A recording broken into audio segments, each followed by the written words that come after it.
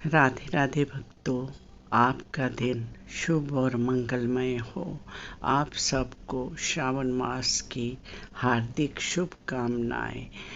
आज मैं आप लोगों के लिए लेकर आई हूँ श्रावण मास महत्मय छठा अध्याय कथा। चलिए शुरू करते हैं। हर हर महादेव, हर हर महादेव।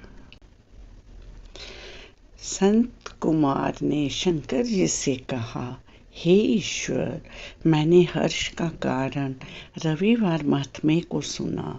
अब आप श्रावण महीनों के सोमवार व्रत के महात्म्य को कहें। ईश्वर ने संत कुमार से कहा, हे संत कुमार, रवि मेरी आँख है, उनका श्रेष्ठ महात्म्य है। पार्वती के सहित क्या इस मेरे सोम नाम का महात्म्य का वर्णन हो सकेगा? मुझसे इसके महात्म्य का जो कुछ वर्णन हो सकेगा उसे आपसे मैं कहता हूँ। चंद्रमा का सोम नाम है, ब्राह्मणों के सोम राजा हैं। यज्ञ साधन सोम लता का नाम है। इन नामों के कारण को एकाग्र होकर मुझसे सुनो। ये मेरा स्वरूप है, अतः सोम इसका नाम कहा गया है।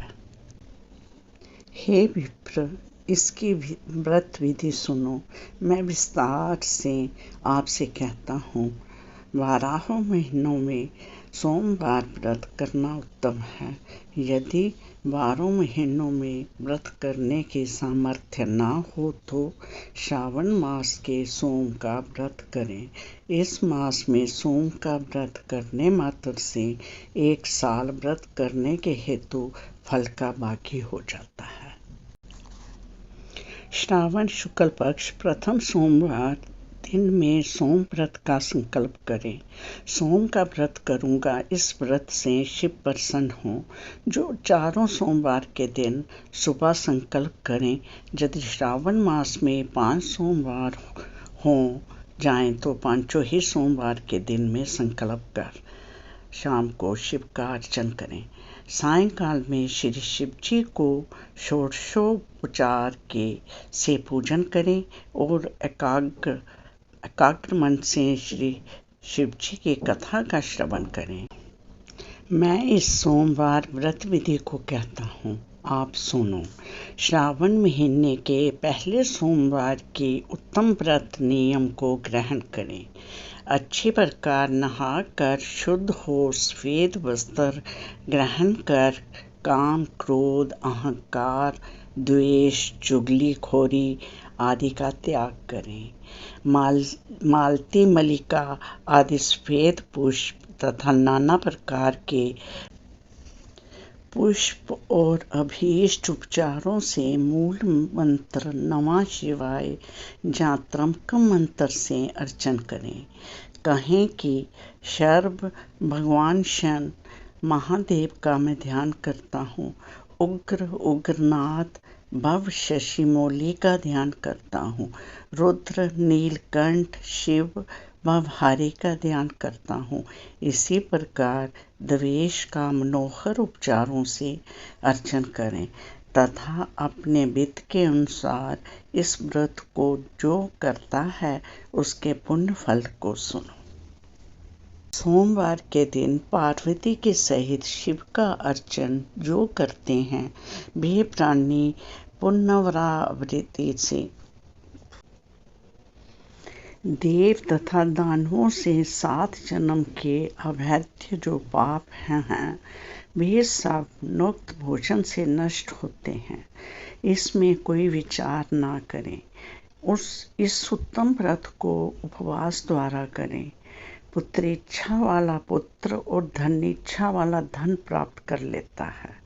प्राणी जिस वस्तु की इच्छा कर लेता है उसे वह फल प्राप्त हो जाता है। इस लोक में बहुत समय तक रहकर अपने इष्ट भोग पदार्थ को भोग अंत में उत्तम विमान द्वारा रुद्र लोक में जाकर पूजित हो जाता है।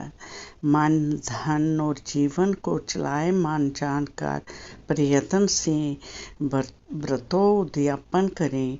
धन शठता को छोड़कर स्वशक्यता अनुसार चांदी के वृषभ पर स्थित उमा महेश्वर की प्रतिमा बनवाएं। सुंदर लिंग तो भद्र मंडल बनाकर उस पर घट को स्थापित करें। 2 सफेद वस्त्र से ढकें। घड़े के ऊपर तांबे या बांस का पात्र रखकर उसके ऊपर पार्वती के सहित शिव जी की प्रतिमा रखें।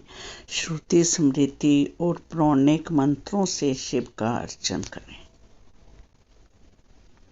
पुष्प का मंडल बनाकर उसके ऊपर एक रमणीक चंदवा बांध दें। रात के समय गीत तथा वाद शब्द द्वारा जागरण करें। अपने ग्रह सूत्र विधान द्वारा बुद्धिमान अग्नि का स्थापना करें। श्रव, भवनाश आदि एकादश नाम से होम करें। पलाश की लकड़ी से 108 आहुति दें। जब बृहतिल आदि द्वारा अपायाय स्व इस मंत्र से त्रमकम मंत्र से विल्लभ पत्तर का या षडाक्षर मंत्र से हवन करें। आचार्य का पूजन अर्चन कर गौ आचार्य को दें। रमणीय 11 ब्राह्मणों को भोजन कराकर उन ब्राह्मणों को 11 गड़ा बांस के पात्र सहित दें। पूजा करें। प्रधान देव तथा देव पर चढ़ी सामग्री आचार्य को दें। प्रार्थना करें कि मेरा व्रत पूर्ण हो। इस व्रत से भगवान शिव प्रसन्न हो। प्रसन्नता से बंधु बांधवों के सहित भोजन करें। जो इस विधान द्वारा इस व्रत को करता है वह जो कुछ चाहता है वह सब प्राप्त कर लेता है और शिव लोक जाकर पूजित हो जाता है। ओम नमो शिवाय। ओम नमो शिवाय। राधे राधे।